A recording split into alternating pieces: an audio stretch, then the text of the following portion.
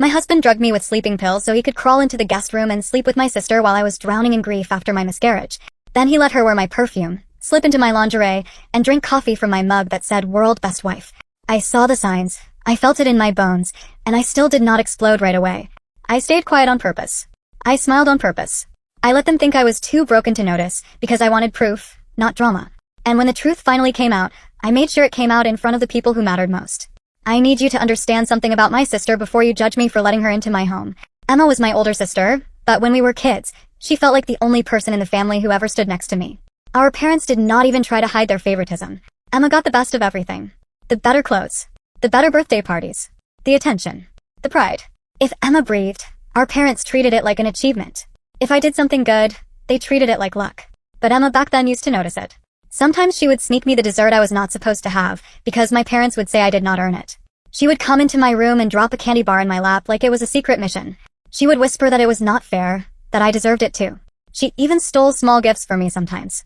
Little cheap things from a store, like a bracelet or a cute notebook. She would act like it was no big deal, but I remember those moments, because they made me feel seen. When I cried, she was the one who told me it would be okay. So, even though she was the favorite, I still loved her. I still trusted her. I still believed that deep down she was my sister first, not just our parents' golden child. That is why, when I got pregnant, I told her before I told my husband.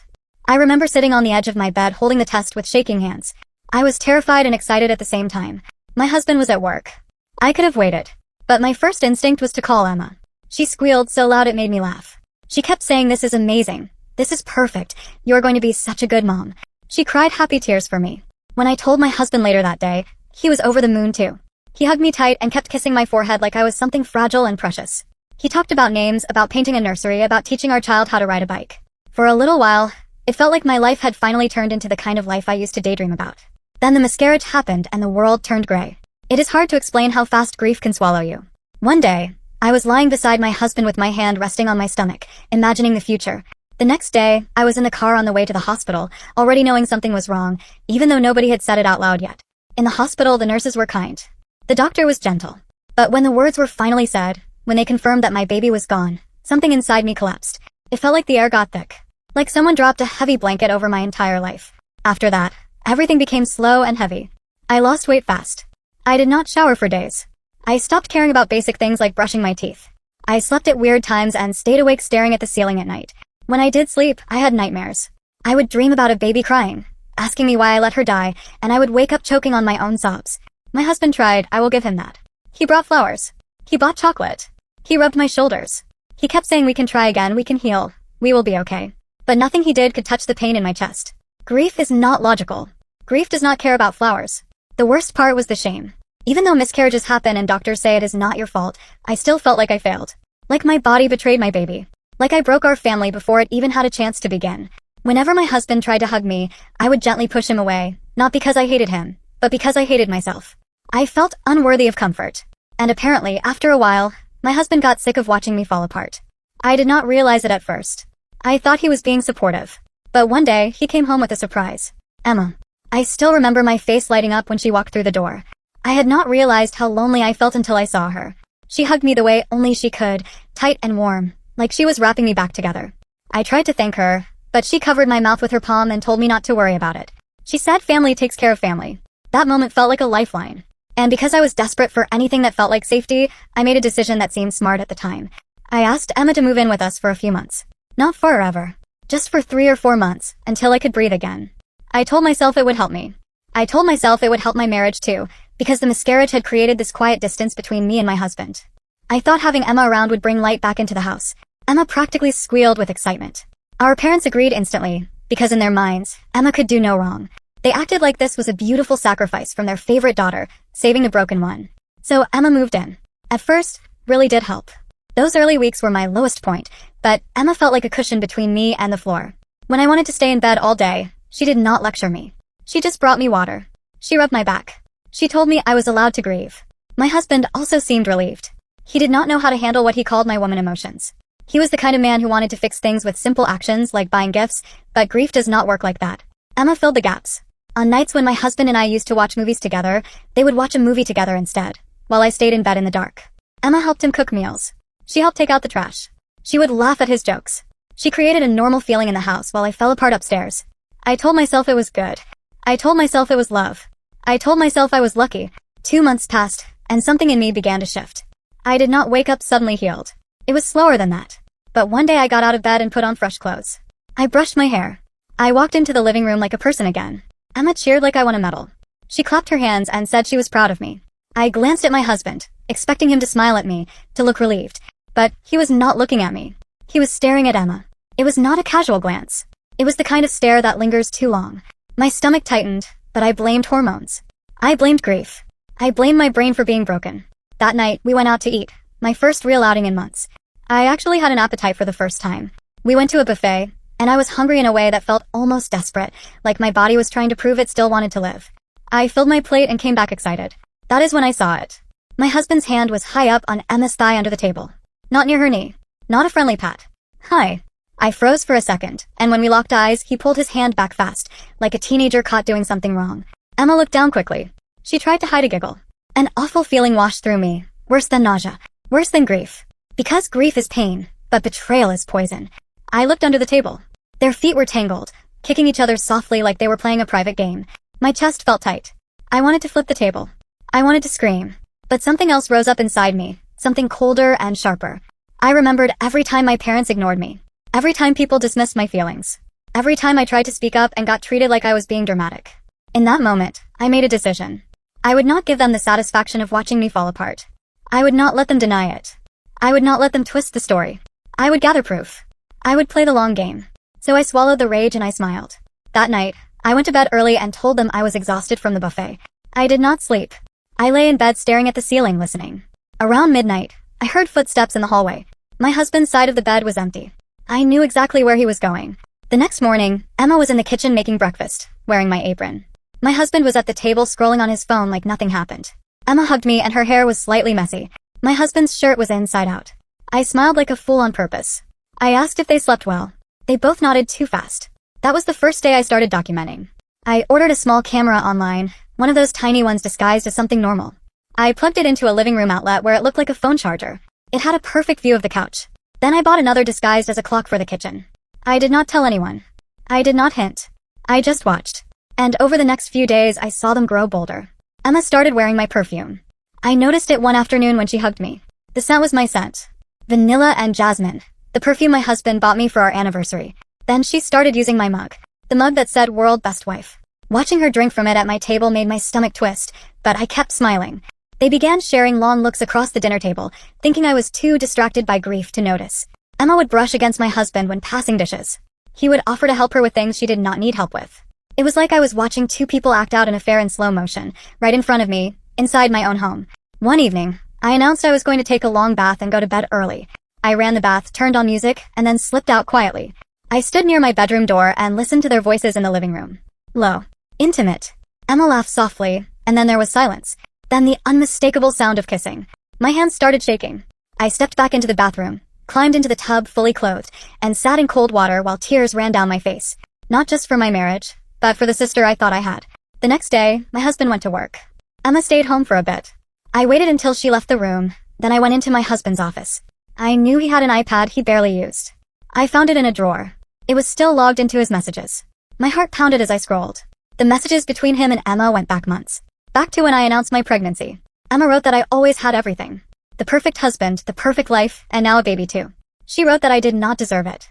My husband replied that Emma was the one he thought about. I felt sick. They were planning this long before my miscarriage. Then I saw a message that made my blood turn cold. 2 weeks before I lost the baby, Emma asked about the prenatal vitamins my husband got me. She asked if he was sure they were safe, because the dosage looked high. My husband replied that the pharmacist said they were fine and told her to stop worrying. I stared at the screen. The prenatal vitamins. The ones my doctor later said I was not supposed to take. The ones that could have contributed to complications. My hands shook as I took photos of every message. Then I put the iPad back exactly where I found it. That afternoon, I went to the bathroom cabinet where I kept the vitamins. The bottle was still there. I poured the remaining pills into a small bag and hid them in my purse. Emma came home smiling at 5, talking about her day like we were sisters having a normal life. I listened. I nodded. I acted grateful. When she went to shower, I slipped into her room. Her phone was charging. I knew her passcode because she never changed it. It was our childhood address. I unlocked it and went to her photos. There they were. Pictures of Emma and my husband. Some were taken inside my house while I slept upstairs. Others were worse. In one photo, she wore my red lingerie, the set my husband bought me for Valentine's Day that I thought I lost. I heard the shower turning off and put the phone back. When Emma came out, I was in the kitchen making tea, calm as ever. I offered her a cup. She said sure. And I noticed she was wearing my body lotion too, the expensive one I saved for special days. That night at dinner, I announced I was thinking about visiting our parents for a week. I said I needed a change of scenery, maybe being in my childhood room would help me process. Emma and my husband exchanged a quick glance. My husband said it was a great idea, trying not to sound too eager. Emma said not to worry about them, that they would manage, and that I should focus on healing. I smiled and thanked them. Inside, I was building a trap. The next morning, I drove 3 towns over to a private lab. I paid cash. I gave a fake name. I handed them the vitamins and asked them to test the ingredients and dosage. They said results would take about a week. While I waited, I kept acting like the broken wife. I called my parents loudly while Emma and my husband could hear me, talking about my upcoming visit. I packed slowly, making a big show of being unsure what to bring. Then I did something else. I reached out to Emma's ex-boyfriend, Klaus. They dated for 3 years before she dumped him suddenly. I remembered him as a kind man who looked blindsided when they broke up. I messaged him and said I needed to ask him something important about Emma. He responded within an hour. We met at a coffee shop 2 hours away. I told my husband I was going to therapy. Klaus looked older and tired when he walked in. He ordered black coffee and asked what was going on. I took a breath and told him Emma was living with me and I believed she was sleeping with my husband. His face darkened. He said he was not surprised. That hit me like a slap. He pulled out his phone and showed me screenshots he kept. Messages where Emma bragged to friends about manipulating men. She wrote that Klaus was stupid and thought she loved him, but she liked the apartment and the fact he paid for everything. Klaus said Emma did the same thing to her college roommate. She seduced the roommate's boyfriend and moved into their apartment after the breakup. He said it was a pattern with her. I felt sick, but I also felt confirmed. I asked Klaus for copies. He sent them right away. Before I left, he warned me that Emma was dangerous when cornered. A few days later, the lab results came back. Positive. The vitamins contained 3 times the recommended dose of vitamin A, along with herbs that were not safe in pregnancy. The report stated clearly that long use could lead to pregnancy complications. I sat in my car in the lab parking lot staring at the report. My throat felt tight. I kept thinking about my baby. About the day I lost her. About the gray blanket of grief. Maybe it was not random. Maybe it was not just tragedy. Maybe it was selfish people taking risks they did not care about because they were focused on their affair. I made copies of everything. The lab report. The iPad messages. The screenshots from Klaus. I put one set in a safety deposit box at the bank. I hid another set at a friend's house. And I kept the originals with me. 3 days before my supposed trip to my parents, I set the final pieces. I called my parents and asked them to visit us on Saturday as a surprise. My mother sounded confused because she thought I was coming to them. I said plans changed. I said I wanted them to see how well Emma was taking care of me. I told them not to tell Emma, because I wanted it to be a surprise. My mother agreed instantly, eager to watch Emma shine like always. Then I installed one more camera. This one in my bedroom, hidden inside an air freshener on the dresser. It had a clear view of the bed. Friday night, I put on my final act. At dinner, I told them I was taking sleeping pills prescribed by the doctor to help with nightmares. I said they made me sleepy fast. I watched Emma and my husband exchange a look. Emma offered to make me tea. I thanked her and watched carefully. She stood with her back to me while she added something to the cup. When she handed it to me, I smiled and took a big sip. Then I announced I was going to bed early so I could leave early the next morning. In my bedroom, I poured the tea down the bathroom sink. Then I got into bed fully dressed. I waited. Around 11, my bedroom door opened. I heard my husband whisper that I was out cold and the pills worked fast. I heard Emma whisper back. Then I heard them leave. Through the crack under the door, I saw the light from the hallway as they walked toward the guest room. I waited an hour, then slipped out quietly. I went down to the basement. Earlier, I set up a hiding spot behind old boxes with blankets, water, and my phone. I stayed there. I listened. Above me, my husband and my sister were sleeping together in my house while they thought I was drugged upstairs. The next morning, I heard them laughing and making breakfast. Emma hummed a song she used to hum as a kid, the kind of sound she made when she felt proud of herself. At noon, I heard the front door open. My mother's voice rang out, excited and loud. She shouted surprise and said she wanted to see her girls. There was a crash in the kitchen. I heard Emma panic. My father asked where I was. My husband stammered that I went to visit them. My mother said no because I called her and said I was staying here. That was my moment. I walked up from the basement stairs, still wearing yesterday clothes, holding my phone up and recording. I told them calmly that I was right here. The look on Emma's face was priceless. White. Frozen. My husband opened and closed his mouth like a fish.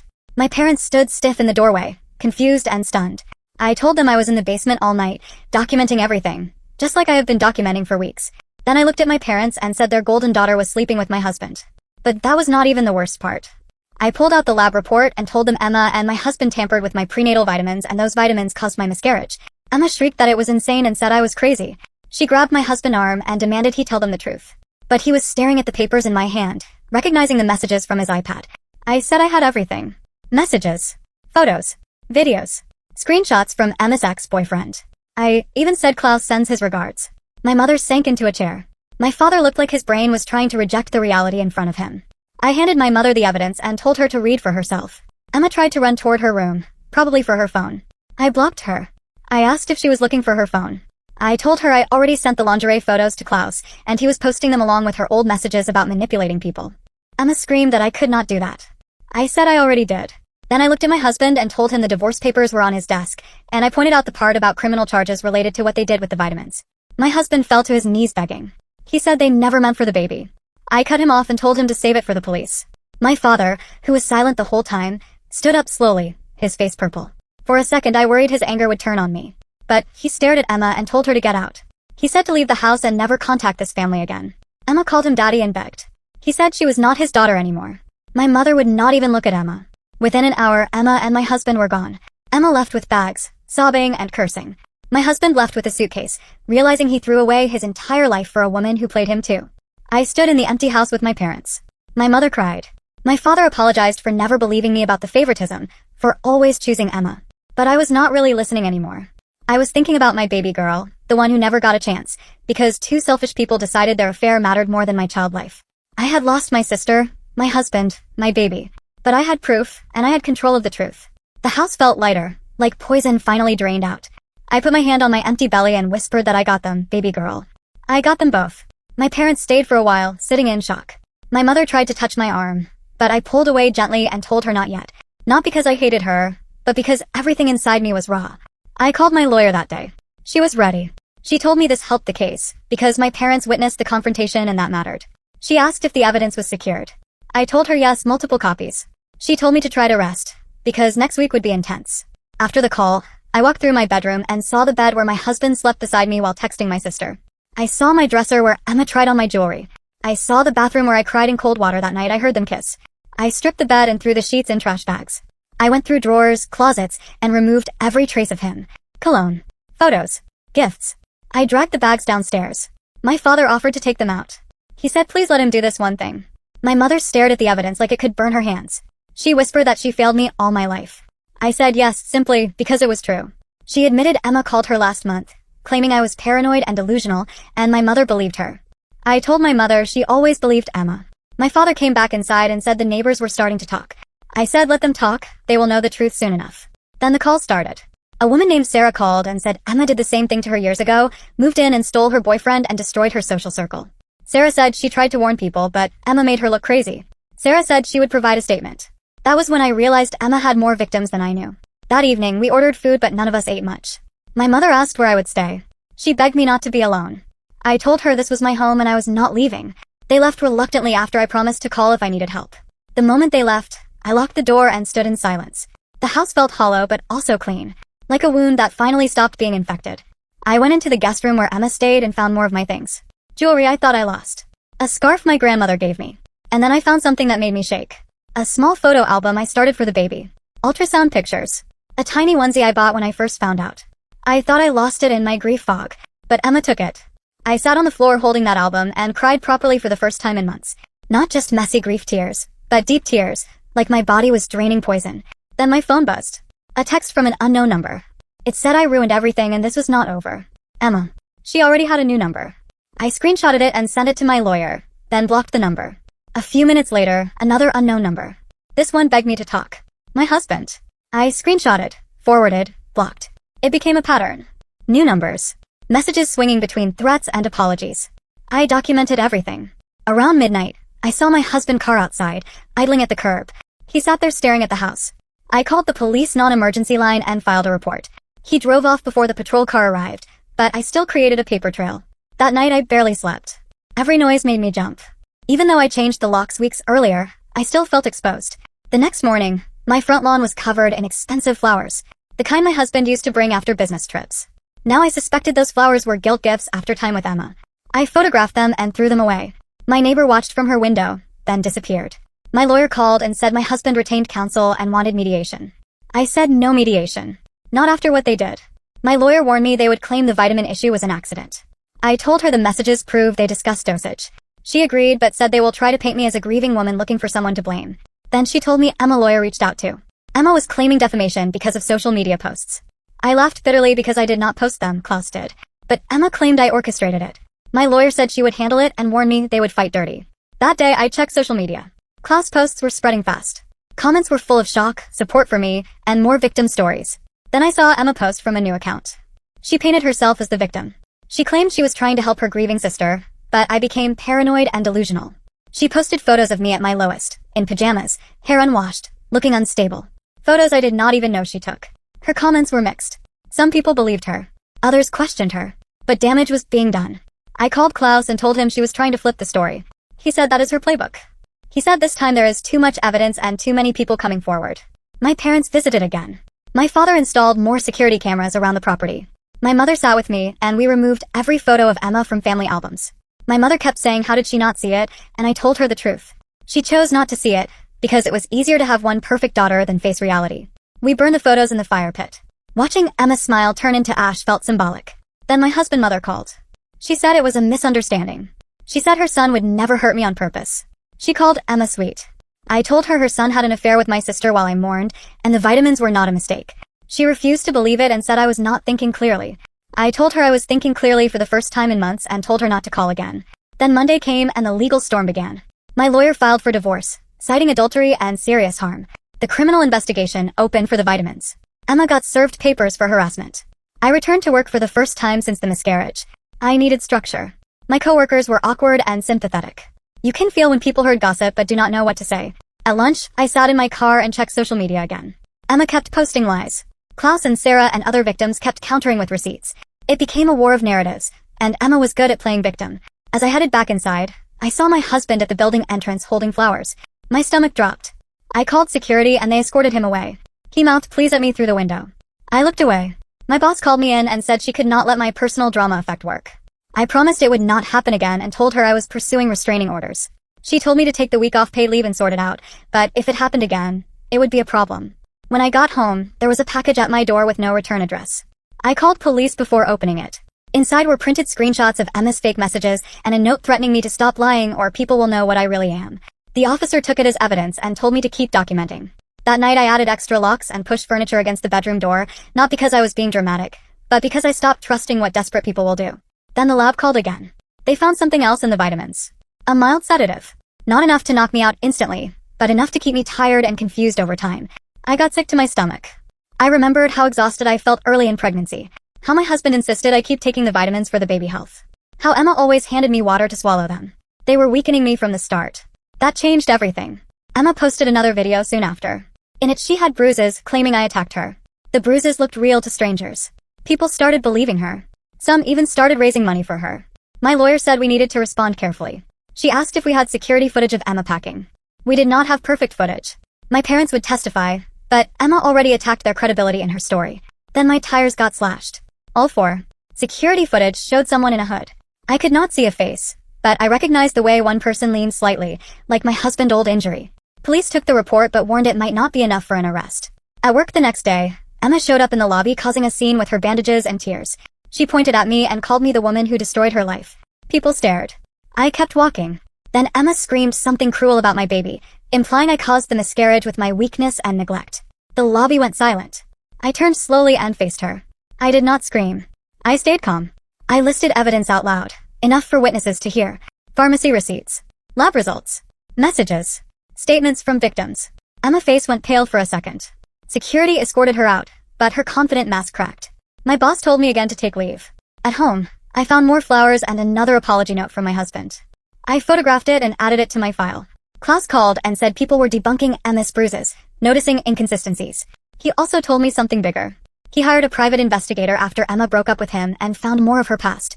He said Emma was expelled from a college for dishonesty and tried to accuse a professor to escape consequences. He said my parents paid to clean it up and transferred her. I was not surprised. I was just tired. Another letter came. Emma sued me for defamation and emotional distress, demanding a huge amount of money. My lawyer laughed and said Emma was desperate and it would not go far, but it showed panic. The detective called. They interviewed the pharmacist. The pharmacist remembered my husband asking questions about interactions and side effects. The pharmacist warned him about vitamin A risk. My husband said it was fine and claimed the doctor recommended it. The doctor denied recommending it and said he warned against high vitamin A. The net was tightening. Then my door got spray painted with liar in red paint. Even the cameras got sprayed. But they still caught a glimpse of two figures. Police came again. My neighbor finally spoke up and said she saw my husband and Emma near my house late at night. Another witness. Another piece. My mother called saying Emma was blackmailing them, threatening to expose family secrets. My mother said they would not give in. The prosecutor met with me and said proving intent to harm the fetus is harder than proving poisoning, because defense will try to frame it as negligence. But the sedative angle was strong. It could carry serious time. That weekend was quiet, which made me more nervous. Then another victim visited, a woman named Melissa, Emma's old college roommate. Melissa warned me Emma does not give up. Melissa described months of harassment after she exposed Emma in college. Dead animals. Rumors. Threats. Melissa handed me more documentation. Emails. Texts. A recording of Emma bragging. I started to see Emma as more than a selfish sister. She was a predator. Then Emma called me from an unknown number. Her voice was cold. She said, "Everything I love will burn." I recorded it and sent it to the detective.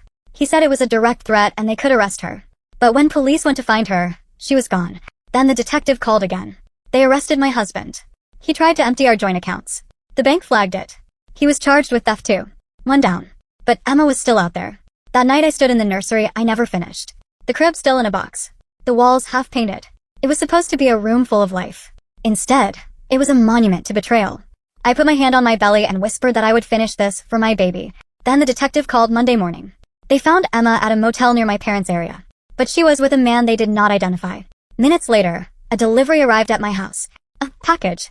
Inside was a USB drive and a note from Emma telling me to watch it before I do something I regret. Police and tech came quickly. We watched the video together. Emma sat in a motel room. Behind her stood a doctor I recognized. The doctor claimed he tampered with the vitamins, not my husband and Emma.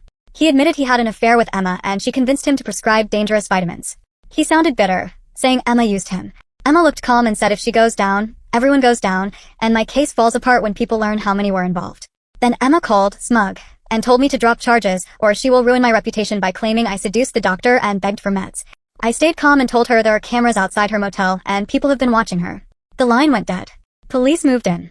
Emma and the doctor were taken into custody. But then my lawyer rushed in later with another problem. My husband made bail and gave an interview claiming I knew about the affair and set them up. He claimed I planned revenge and trapped them. He had fabricated emails. It felt like every time I got a win, 2 new fires started. That same day, Klaus arrived at my house with Sarah and 2 more women. One was a forensic accountant. They showed me records. Emma ran the same con for years. Find someone vulnerable. Create a crisis. Play savior. Drain money. Steal life. The forensic accountant said she found 3 other victims with miscarriages or pregnancy complications tied to doctors Emma connected with. My blood ran cold.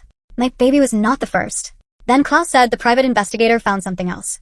Emma's real name was not Emma. She was adopted. Her original name was Christina Mills. There were documents showing she was removed from a birth home after poisoning a younger sibling as a child.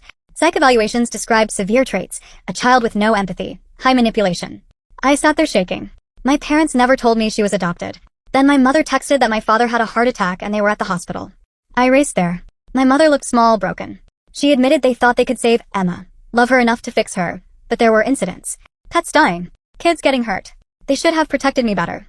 My father in the hospital bed whispered he was sorry and told me they kept documents about Emma past. He told me to use them and stop her. As I left, the prosecutor called. Emma made bail. A bondsman paid. She cut off her ankle monitor and vanished. Fear hit me like ice. Emma was free and had nothing left to lose. Klaus and others offered to stay with my parents, and they sent people to my house so I would not be alone. But my brain went into a different mode. If Emma expects me to hide, she will hunt. If I go on offense, I can control the next step. So I drove to Emma's apartment. The building manager said she was not there and gave me a key for 10 minutes. Inside her apartment, I found trophies from victims. My jewelry. My husband watch. Photos with real family members cut out and Emma face inserted. It was a shrine. In the closet, I found boxes of documents and USB drives. And one box made my heart stop. Medical records. Dozens of women. All lost pregnancies. All had similar vitamins prescribed by doctors tied to Emma. News clippings. Social posts from grieving mothers. It was like she collected tragedy like souvenirs. Then I heard footsteps.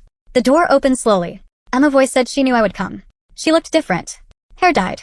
New clothes. Already building another identity. I told her it was over. I called her Christina. Her face twitched and she said that person was dead. I said no, she is standing right here. Emma pulled a syringe from her pocket. She said they will find me overdosed in her apartment, depressed woman who could not cope. My body went cold. We struggled. Boxes fell. The syringe rolled under the bed. Emma lunged for it.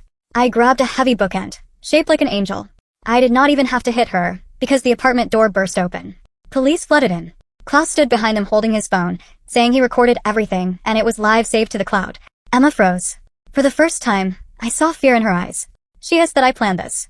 I told her I learned from the best and I wrote my own ending. Police cuffed her. She said it is not over, she always gets out. I told her no because this time she is not facing one victim. She is facing all of us. After that, everything blurred. Emma faced charges for attempted murder, fraud, identity theft, and more. The doctor took a deal to testify. My husband also faced serious charges and accepted a plea. More victims came forward. The story grew bigger than my family. My father recovered slowly. When he came home, he hugged me properly for the first time in years and said they have a lot to make up for if I allow